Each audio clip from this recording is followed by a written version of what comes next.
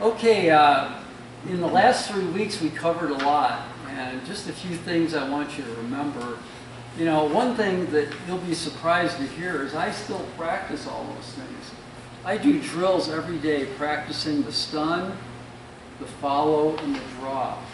And it's critical that you continue to learn from that. And the other thing that, you know, I keep stressing in every class is the pre-shot routine. You know, when things are going bad, you're playing your buddy and you're competing on the pool table.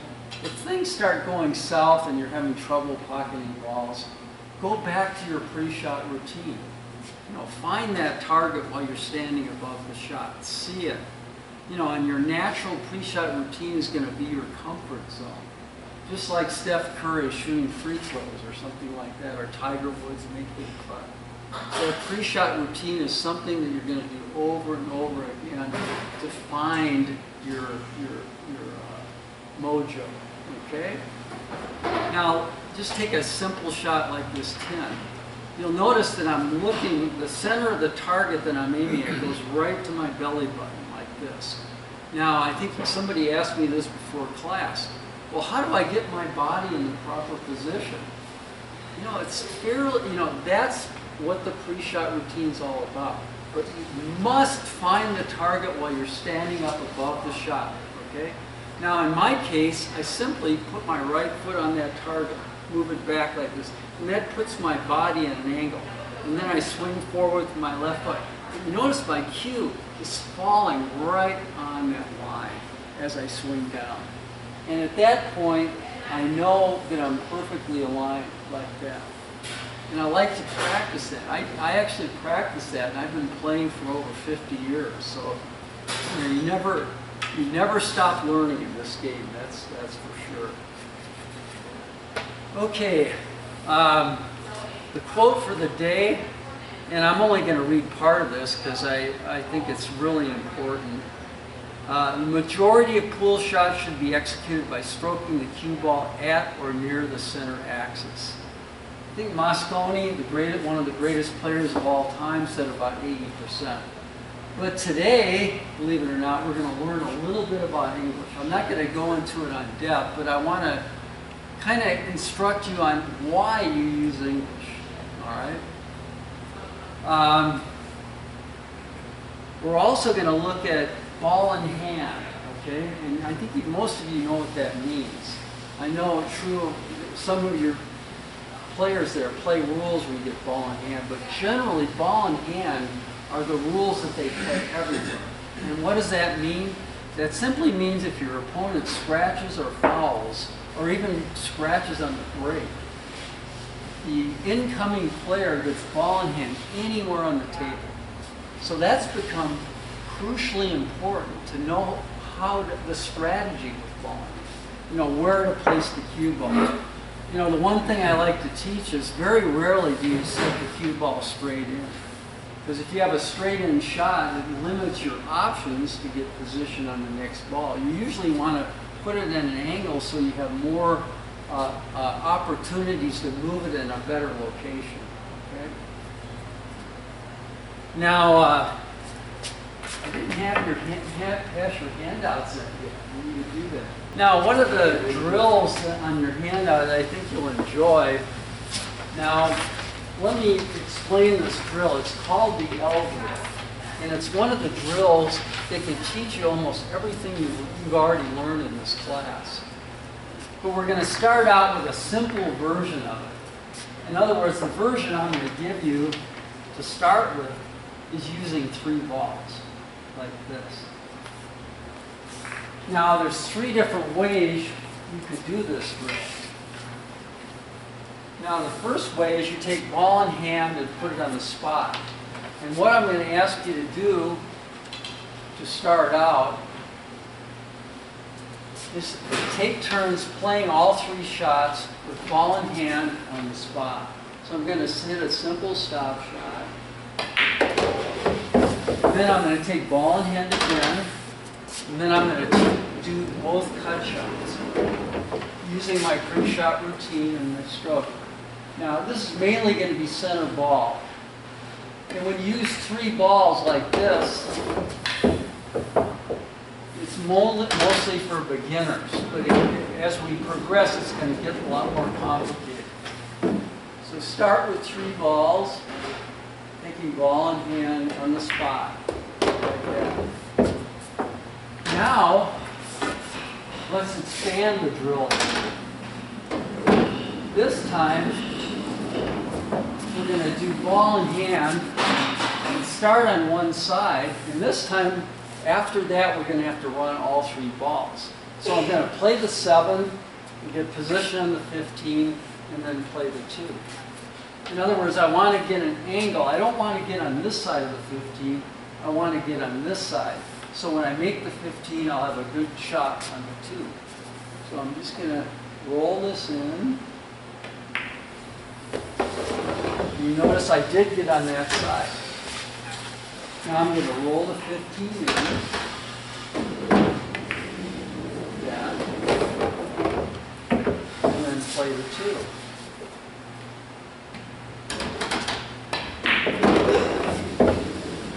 Now it gets more complicated. Now I'm going to take 3 balls at random this time. And guess what? We got to make in the rotation. All right? So this time I got to go from the 1 to the 4 to the 12. So I want to get on this side of the 4 so I can make the 4 and come back for the 12. So all I need to do is roll in this ball. I'm taking ball in hand again.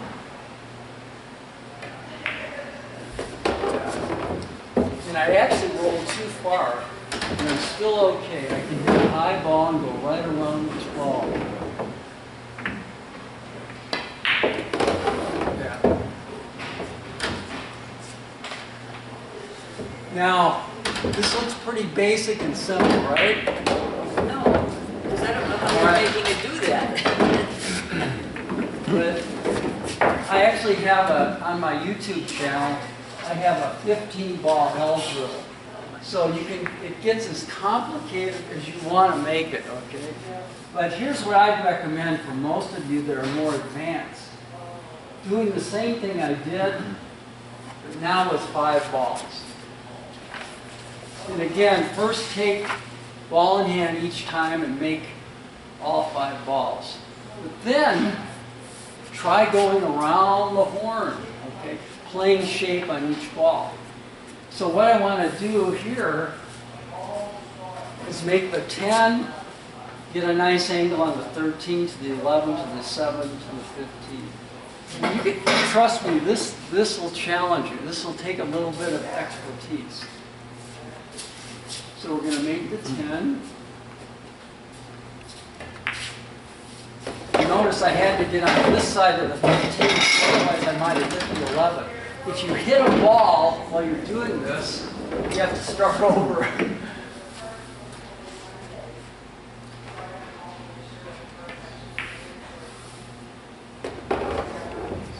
Okay, we're still okay. I didn't go too far. This time I'm going to have to draw it to get shape on the 7.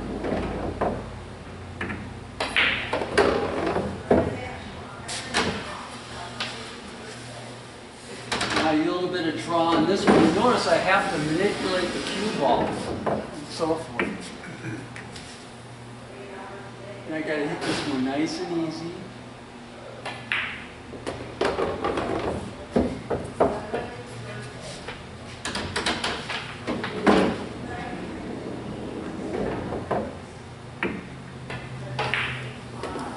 Okay. Now the last one. Now I'm not going to shoot it, but I'm just going to show it to you. Notice I'm putting these balls out at random. This time, you got to make it in a rotation. I got to go from the 4 to the 5 to the 6 to the 9 to the 10. And this would be great practice for 9 ball. Okay? And this is all in your handout explained, so don't worry, you don't have to take notes or anything like that. Any questions on that? And I highly recommend you going to my YouTube channel and see me do this with 15 balls, because it's very, Are very... you doing that with English, or just, are you all center, is it just... Well, I didn't mention that, but on some of those I used a little bit of English. But you notice when you watch me play, I never use a lot of English.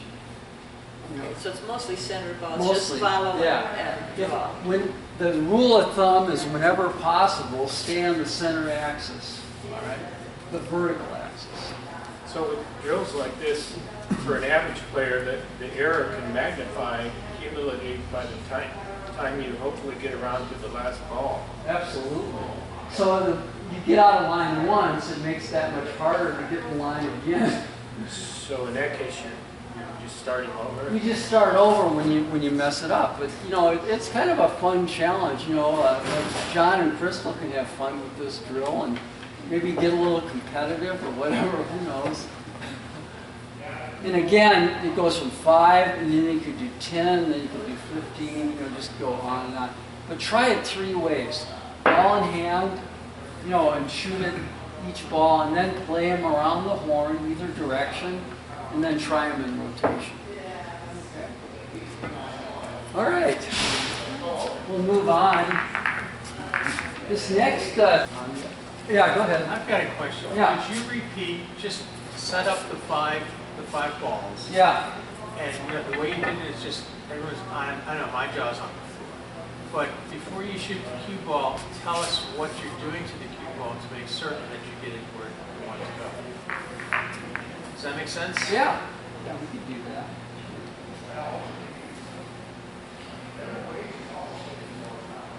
Now, every time I do this, it's going to be slightly different Okay. because I have to adapt to the shot I get. You know, I'm not perfect. You can't, you know, getting the cue ball exactly where you want it can be very difficult. So, you want me to do around the horn? or Yeah, how and you just want- before you shoot the cue ball, tell us how you're going to play the cue ball to get All right. in Yeah, position. I like that too. I get it, I get it. All right, on this shot, I'm going to do around the horn from 5 to the 9. So 5, 4, 14, 6, 9. So this first shot, I don't want to hit a high ball because that might hit the floor and I'd have to start over again. So I want to hit the cue ball low, and I'm just going to put a hair of left English because I want to get about right where this spot is, so I have a good angle to make the 4 and then come out for the 14. So When you say low, yeah, are you saying maybe half the distance between the center and the bottom of the yeah, ball? about that. I don't have to get way down on the Right. shot because I'm not drawing it. I just don't want the cue ball to come back and hit the 4. And maybe just a hair left, so about like this. You see, I got it perfect. Now I'm on the right side. If I stop here, then I'm going to run into the 14. So you're learning how to play position. Now this one, I don't need anything but a high rolling ball. And I'd like to get on this side of the 14. If I get over here, then I have to go around. If I get on this side, it's easy to get to the 6. So we're just going to hit a high ball and not too hard. Notice I got on this side of the 14. Now this one I'm going to draw back just slightly. So I have a nice angle on the 6 to get to the 9. And you notice I'm getting on the right side of the balls each time. Now this time I have to draw back again. You just notice how little bit of English I use on each of these shots. Now this one I need a bridge. That's a good idea. That's good because I think we haven't really talked about the bridge. Now, this is a great opportunity to do that. The main thing about the bridge is you never, never, never hold the bridge in the air with your left hand. And why is that? Anybody know the It reason? introduces a variable that's not necessary. Exactly. You want the bridge stabilized. Because look what happens if I hold it in the air, my right shoulder's moving, but my left shoulder's going to move too, so it's not going to stay still. You want the bridge stabilized. I'll put my hand right on top of it. And I line it up just like any normal shot, right to my belly button. See the target. Allow the cue to fall into that line. And again, the thumb underneath and these 2 fingers over the top. And practice strokes are crucial in this shot because you want to get your stroke lasered in.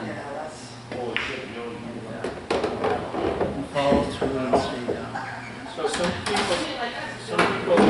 Yeah. instead of the dart position, do it underhand, is that valid? That's okay. That's okay, but that doesn't work all the time. You're going to have certain shots where it's just going to be too far away to do that. But that, I've seen pros do that, actually. Can you show your grip on that again? Oh, sure. Yeah. Let me get the object ball back.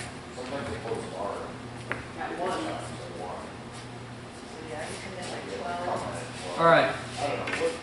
What Tim was saying is I could have shot this like this, but look, it doesn't. It's so far away, it's not going to work properly.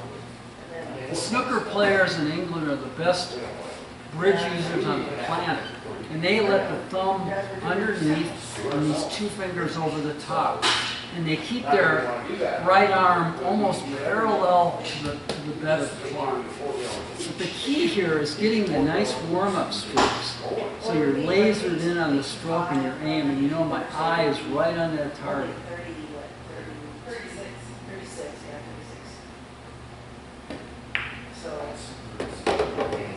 What about a higher position where you actually, if you throw the dart, Yeah. is your position there, it's halfway between the dart throwing and the underhand. Yeah. It seems like the dart throwing, your eyes perfectly lined up. Right on and your you're eyes. sighting down it, so Yeah.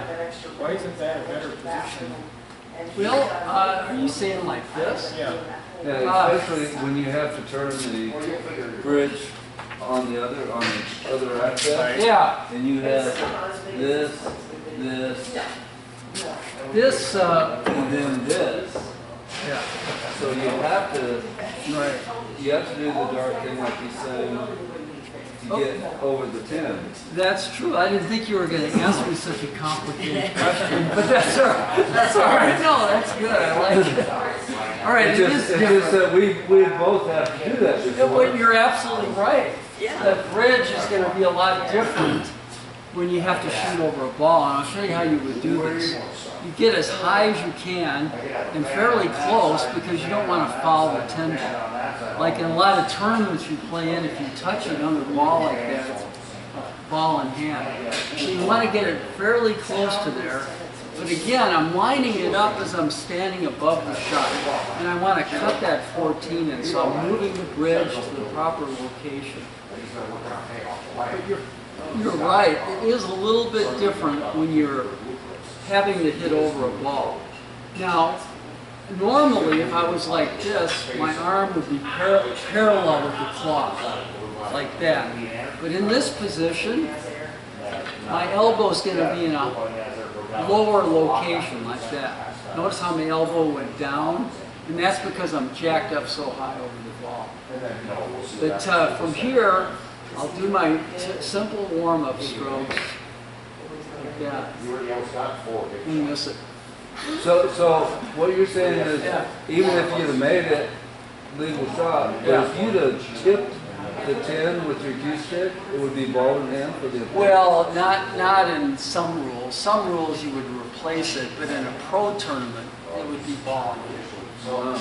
You know, in leagues and local tournaments and things like that, when you foul an object ball, you ask your opponent, do you want me to move it back? Your opponent has the right to tell you to move it back to where it was, but it's not considered a ball. Yeah. Anyway, that's a really challenging shot because the biggest thing about these shots is you can't see where you're shooting it because it's so high over the ball. So the main thing is find that target when you're standing up above the shot. And your depth perception is also challenging. Okay. Good questions though. Yeah, thank you. Yeah. All right. Let me just real quickly go over the limits of a little bit about English. When you're doing this drill, start out trying to test your stroke and see how close you can get the cue ball to come back and hit your tip. So I've got my target, the diamond on that table, but I want the cue ball to hit the rail and come back and hit the tip of my boot. Right foot on the line, swing down. Take my warm-up strokes.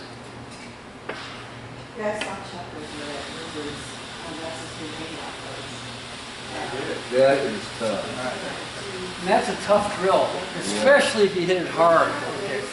Now, I just want to give you an idea of how sensitive the cue ball is to English. Now again, English is to the right or the left of the cue ball to create spin. I'm going to start out with a half a tip of left English. And you might want to guess where the cue ball is going to hit this rail. Just a half a tip. Center of the ball is right there. There's a half a tip right there. Generally, it comes pretty close to that time. How will it go if I go to one full tip? There's center. There's one full tip. It usually goes right to the pocket. Okay. How about a tip and a half? There's center. There's a tip and a half. It goes about to that second time. All right, how about two tips? Any guesses where it would go? Two tips of English? The side pocket? Yeah, exactly. Let me get this right. See, sometimes I try to avoid my pre-shot routine, and I'm always sorry I do. You notice how I caught myself there? I was here, I wasn't here for it, it close before I got here. But we Prescott Valley Az, Didn't feel right. There's center, there's one tip, there's two tips. Notice how far that over that is. we got here at 04. Pretty close to the side pocket. So, aren't you tempted to use a closed bridge when you hit that far away from center to make sure your cue stick doesn't? No, because I'll tell you why. The snooker players believe that we handicap ourselves by putting that finger over the shaft because you don't see where you're hitting the ball as clearly. So a lot of people favor an open bridge, especially when you got to be really accurate. What percentage of tournament players and non-snooker pocket billiards use Most that? of them, you're right, use a closed bridge, but most of the pros will vary from closed to open, depending on the shot. Like for example, if you're hitting a high ball where you roll the ball forward, boy, I can see a lot better here than I can with that finger over the shaft, especially if you get down low. You know what I mean? All right, one more try. We'll try two tips one more time. I'll try it with the closed bridge. It shouldn't make a lot of difference. You see, maybe I had a little more English on that, and the speed will affect the amount of English. Like if I hit it harder, it'll come this side of the pocket, and if it's softer, it'll take quicker. What's the limit on how far you can go without miscuing? Well, I would say two tips is more than enough because the issue with using a lot of English is that the cue ball, if you hit it soft, will curve a little to the left. But before it curves, when you hit a round ball on the left side, it deflects to the right, especially when you hit it hard. That's why English is such a challenge. Tom Hanks, in League of Your Own, was talking to Rita, I can't remember her full name, but he said one thing that's always stuck with me. What makes baseball so great is it's hard, all right? And that's really what makes pocket billiards so great, because it is so hard, especially when we get to English. You watch those pros, they've been playing for 30 years or so, mastering their craft, but you really can't understand how talented they are until you try to do some of the stuff they do. All right? Good question. But that's the great thing about pool. It doesn't matter your age or your skill level, you can always enjoy the game. All right, are we ready for combinations? Are you okay, Steve? Yeah. Oh, good. I'm going to do this towards the camera, and it might be better if I get most of you to stand over there, but not in front of the camera, just kind of around there. You'll see a lot better. Now, first of all, when you have balls that are frozen together, it gives you a lot of options. Now, as Stephen can see, the 15 and the 13 are lined up dead center of the pocket, right? Is that correct, Steve? Yes. All right. Now, most people might look at that and say to themselves, well, there's no way I can miss that. Is that true? Of course not. All right, how could I miss this shot? There's two ways you can miss this shot. Well, three, actually. You could miscue and miss the balls. Another one would be, watch what happens if the cue ball hits the far left side of 15. Look how far that missed. It missed by 2 or 3 inches. All right. That would be one way. Set it up again. This time, I'm going to hit to the far right of the 13. And it missed to the left side.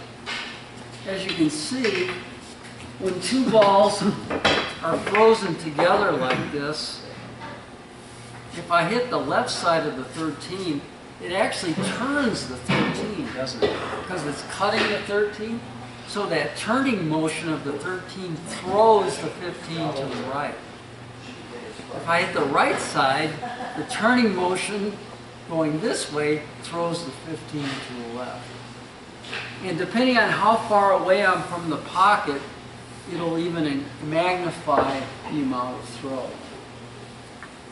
The beauty of this, though, is what happens if the frozen balls are aimed off. And I'm going to get Steve to verify this for us, because he's right in the line. Is the 15 to the right of the pocket? Right. All right. So what do I do if I want to throw that 15 into the pocket? Which side of the ball should I hit? Right. The right side. And again, hitting the right side with about a half ball hit turns that 13. You could say it puts right English on it, which throws the 15 to the left. And it goes in the center of the pocket. So as you can see, when you're playing 8-ball, and you've got a cluster of balls in the middle of the table, look for the way those balls are lined up, especially if they're frozen, okay? So to maximize throw, do you use the half ball? Good question. To maximize throw, a half ball hit will do that. In other words, on that particular shot, a half ball hit means that half of the cue ball is covering half of the 13, all right, from this angle. But if I hit it thinner, that won't give it as much, or if I hit it fuller, it won't be as much throw. Yeah, so H&R block. Let's try another one. Let's try it from the other side. This time the balls are off to the left side of the pocket. Now again, which side of the 13 do I hit to make the 10? Left side. Now, speed is crucial on these. If I hit it too hard, it won't throw as much. So I want to make sure to hit a lot of these with medium speed. And I'll use a half ball hit again. And again, you see how it threw directly in the center of the pocket. And this is something you can play with today, and I'll be coming around. You can, we can talk about and all that. But it really is an important part of the game. Does that only work if they're kissing? If they're I'm getting to that. No, that's good. All right, we got the 2 and the 3, and you'll notice I've got them aimed to the left, right, Steve? But look at the space, right? How much space would you say is there? That's 3/16. Yeah. If there's a quarter of an inch or less, you can still throw it the same way, all right? So on this shot, I'm going to prove that I can still throw that 3 by hitting the left side of the 2, even with space between them. But anything more than a quarter of an inch, then all bets are off. You can't throw it anymore. But this one should go right in the center of the pocket again. So Yeah. on a shot like that where there's a gap, Yeah. there's a tendency to want to, if it's your only shot on the table, there's a tendency to use extreme cutting instead of Yeah, throwing. and that's wrong. That will miss the shot every time. Like, for example, I was in a league match once, and the balls were like this, I think slightly to the right, the one in the tube, and it had a slight gap. Well, let me get it a little better than that.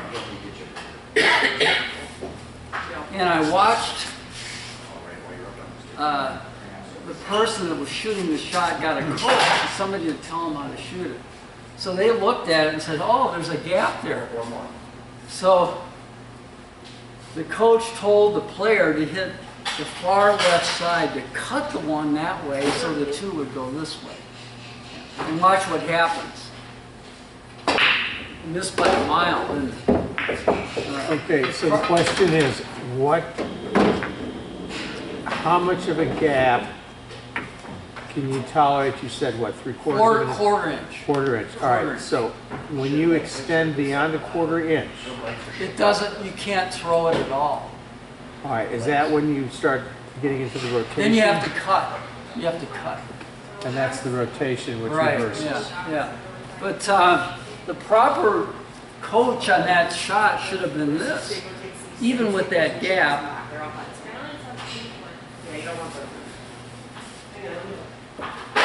all the player had to do was hit the right side of the tube to get the seventh throw.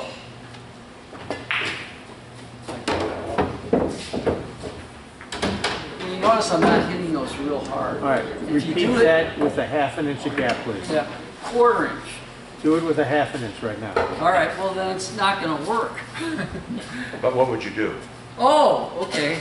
Well, that's a good question. It'll depend on the situation. All right, there's about is that about a 1/2 inch? Yeah. Yeah. Okay, this is unmakeable. It is. Even cutting. Even cutting, I'll give it a try, but I have to hit it extremely thin. You can't cut with English too and then make it Well, go? that won't do anything. Won't do Not, good. no. Yeah, that really wouldn't matter. See, this shot, I would find another shot or a safety or something like that. Now, if I try to throw it, let's try to throw it with a 1/2 inch. See, it didn't throw it. It went right where it was aimed. Wonder I'm missing those. Oh, well, because they had too much gap, you know. Yeah. Here's another fun shot, and I call this a game-winning shot. It's always fun for people to try to figure this out. Say we're playing 9-ball, and you've got a shot like this. And the cue ball is located here. All right, can I win the game in 9-ball here? How would I do it? Well, it's sort of aimed at the side pocket or the corner pocket. Well, I'm going to try to make the 9. Yeah, that's what I'm saying. Oh, okay. All right. If you came in behind it like this, then this caroms off the 4 into the Okay. side of All the right. corner. Got any ideas? How do I win the game? Oh, wait, I got it set up. Yeah, that's good. All right, remember what we learned. The 9 is aimed way over here, right? So you're going to hit the rail. So if I hit the left side of the 4, it'll throw it even more to that side. But if I hit the right side, it should throw a little bit to the left. But look where the cue ball is. It's way out here. Are you going to come off the cushion? Yeah, that's it. See, this is a fairly basic shot. So all I have to do is hit the rail, go into the 4, and it'll throw the 9 to the corner pocket. Now, if you see this, there's a lot of throw going on here, so I can't hit it too hard. In fact, if you want to see better, you can move over there if you want to see how it works.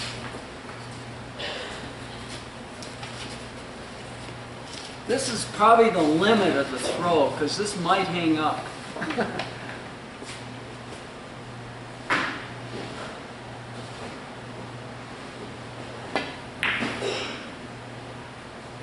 And you notice how soft I hit that? And you hit dead center, you didn't use any English draw? or- No, the English won't do anything on a shot like that. You know, see, that's one of the big illusions of pool, to thinking, you know, English is going to make that big of an effect on those kind of combinations. I will tell you one thing that is kind of advanced, but you can accentuate throw with English occasionally. Let me show you how. See, that has a gap and it's aimed to the right there. If I hit a half ball hit and I use left English, that left English is going to put that kind of turn on the 1, which will throw the 4 even more. Let me show you what I mean. This may not go, but I might be able to throw it. Yeah, see, just barely. But you can see sometimes a little English will affect the amount of throw. So the half ball contact point, It's really all you need most. and that would be maybe 90% Oh, of a shot where you added English for good measure? Well, I can maybe get about this much extra throw by using Oh, English, okay. which is, you know, microscopic. Yeah. All right. Yeah, we did a lot today, a lot of good questions. Why do you use English? This would be the next thing. And we'll do more on combinations, but let's say that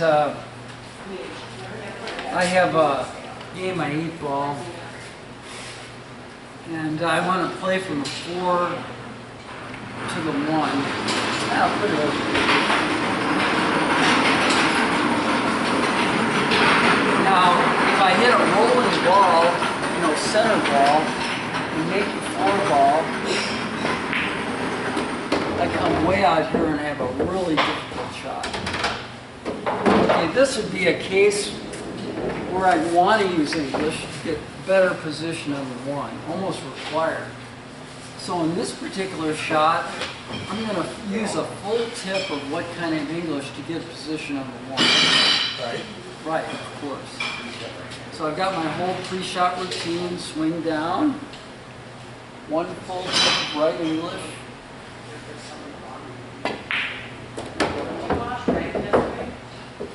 Notice center ball came here, all right? The tip of right English changed it 2 1/4 diamonds. So you can see how sensitive the cue ball is to using English. Now I have another shot like this. And let's say I want to play position on the 11 ball.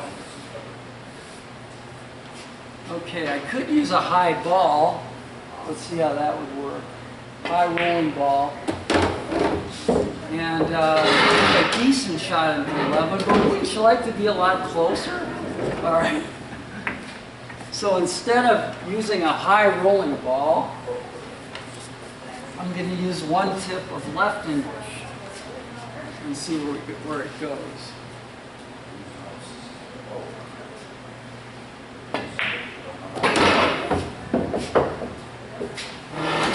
It bounces off the rail into the line. Now that's how you want to play position routine. And you notice that's a lot easier shot than that, right? So occasionally you'll see pros and good players use, you know, 1 tip of English to get better position. So And you notice with the right English, it slowed the cue ball down. With the left English, it came over here and sped the cue ball up because it was running. In other words, when you use English away from the pocket that you're shooting at, it speeds it up after it hits the rail. Like I'll show you what I mean by that. All right, if I want the cue ball to slow down, here I'll use a little bit of right.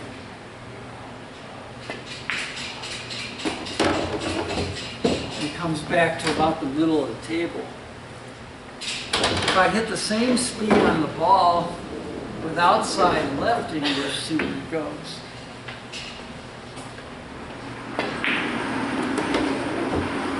So it sped the cue ball up.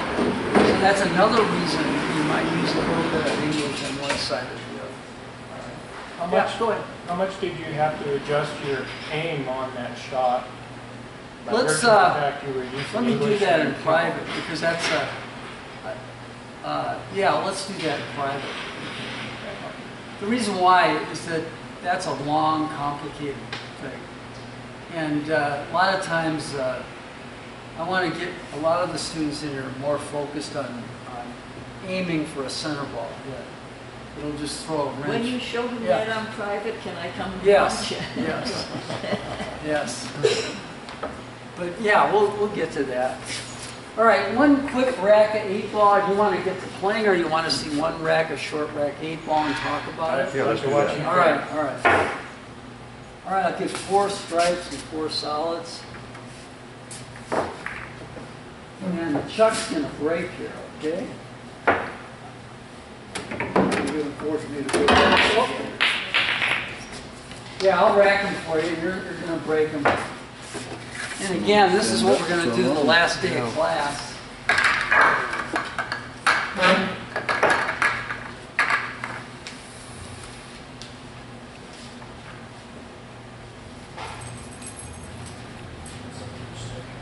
Okay. Side away. Everybody breaks different from different positions. I personally break the center all the time.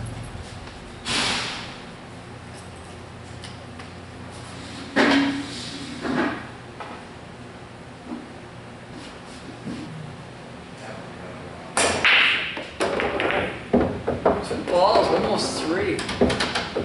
Wow, see, you're lucky you're not playing Chuck when the tournament comes along, because he'd make the 13, 15, 12, and... Well, let's start from here. I think it's pretty obvious which is better, the stripes or the solids, right? Yeah. And you have a good opening shot. If you were shooting solids, you really have no opening shot. The only shot you'd have is bank the 1 or the 5 down in the corner. But what would you do here? Anybody got some suggestions? How would you go about this? Do you see a pattern coming forth?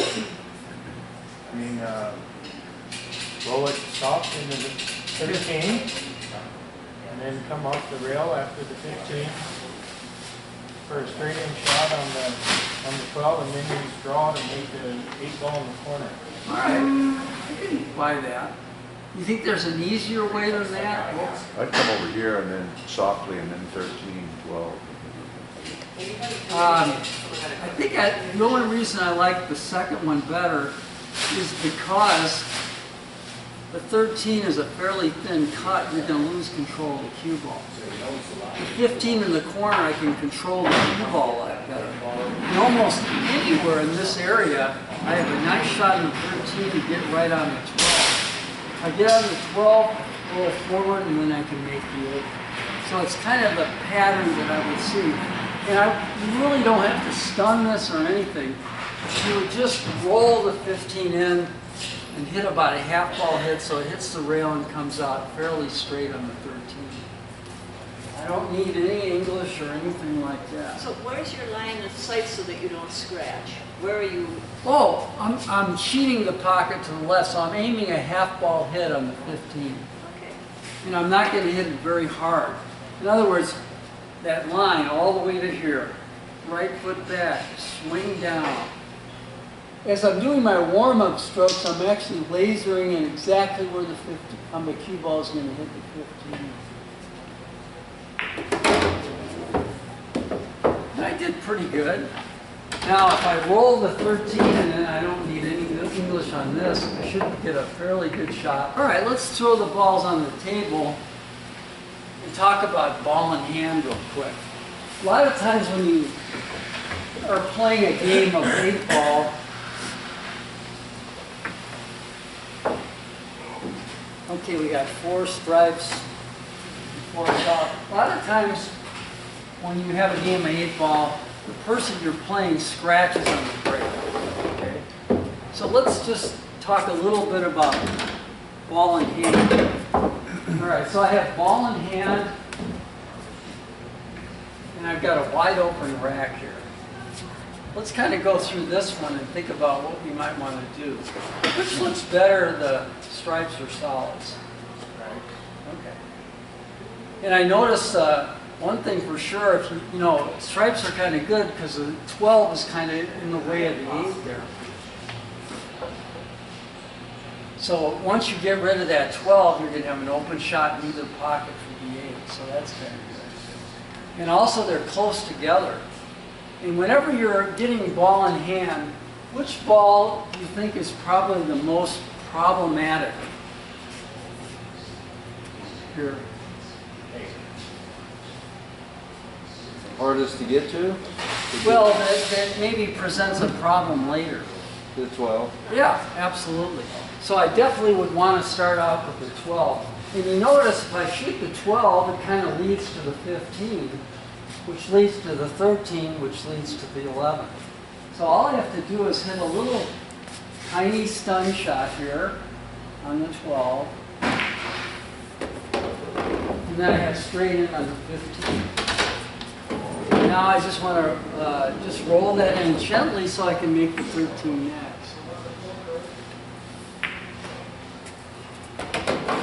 Notice I'm not hitting hard.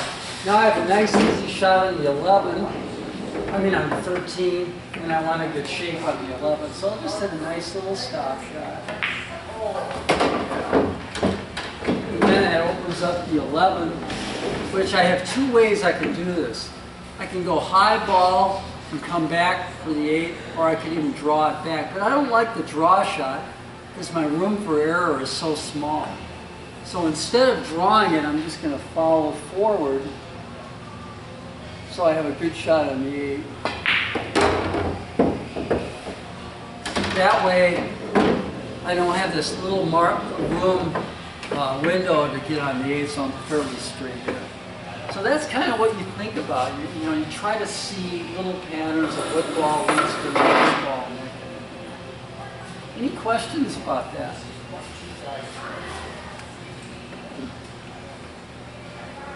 Now, yeah, go ahead. When you practice all by yourself, Yeah, and you miss a shot, do you keep setting it up until you yeah, get it? that's a good idea. If you have a shot that is giving you trouble, like, you know, one shot that gives a lot of people trouble are straight in shots.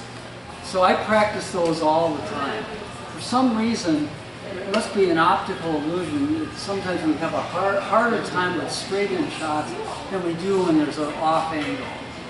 So I'll play like 20 or 30 shots where I just want to go straight in. I'll hit some with stop, some with draw, some with follow. That's a really good drill to get your stroke going. But yeah, tough shots. You know, I think we've talked about cut shots. Those are always tough. You know, when you have a real thin cut. I always suggest you want to overcut these to this side of the pocket. Because if the one hits this side, the amateur side, you're most likely going to miss. If it hits the good side, though, it usually goes in. So on these cut shots, it would be a good shot to practice. And just overcut them slightly. And usually it ends up going into that center. Are we ready to have at it, or any other questions? I have a general question. Yeah. At your level, at tournament play, is there enough variability in the quality of the tables that it affects the game? Oh, absolutely. Like the tournaments, like at Bullshooters in Phoenix, it seems like every table's got their own qualities and characteristics, so you have to really adapt. So no matter what you learn about pool, it's always you're gonna find variations depending on the equipment. Because some equipment are slow, some are fast, but the thing is that the response off the rails is always different. Some rails, they spread more, some they're less, the humidity, the type of cloth, oh, it goes on and on and on. You have to be a real chameleon to play pool, all right? But in that scenario, do you always want to try and practice on the table you're going to be playing on before the tournament? Well, it never works that way because you're going to be moving around in the tournament. So, you know, you'll end up playing on 5 or 6 different tables, depending on how you do. Yeah. Now, I know a lot of you have home tables too, when you come out here, this is a really fast table, so it's a lot different, you know. And it depends on what kind of cloth you get. This is really expensive cloth. This is called Simonis, which is, you know, the best cloth there is. And yeah, you're really lucky to have a pool hall like this because you have people that are really looking out for the equipment. In fact, he was just saying to Bruce earlier that he's going to redo the cloth on these tables real soon. So. One more question. Yeah. It's a curiosity question, really, about your tournament play. At the beginning of this lesson, you said, you know, which would you rather prefer since you have ball in hand, stripes, or solids? How often, or because that was all offensive, how often are you thinking defense? Let's say you had two balls that were semi-impossible to make. How often are you thinking defense in your strategy? You know, we'll do some scenarios on that next week, you know, but that definitely comes into play. You cannot be a champion player or a really good player unless you learn to play safeties when you need to. And the big decision is that 50% likely that you can, or more, that you can survive clusters that are all messed up on the table. Then that's a reasonable opportunity to go for it, but a lot of times there is no reasonable opportunity, and you end up playing safe or defensive. Yeah, yeah. And that's a big part of the game. I know you and Tim play a lot. I'm sure you guys play safeties against each other. Yeah. Because at the highest level, you can't win unless you play defense sometimes. Especially in a straight pool. Yeah. Yeah, you can't run the table every time. No, absolutely not. Yeah. Yeah. And depending on the game you're playing, 9 balls is actually more offensive, but there's still time for defense in 9 ball. 8 ball, even more so, you play a lot of safeties. Straight pool, even more than that. Because in straight pool, if you miss a ball against a good player, you'll sit for quite a while. Yeah, you just lost 5 or 8 points. Yeah. Okay, well, have at it. I'll be coming around. We got 2 bar tables and these 3 here. So choose your whatever one you want. I'd rather use this. Well, We got it started.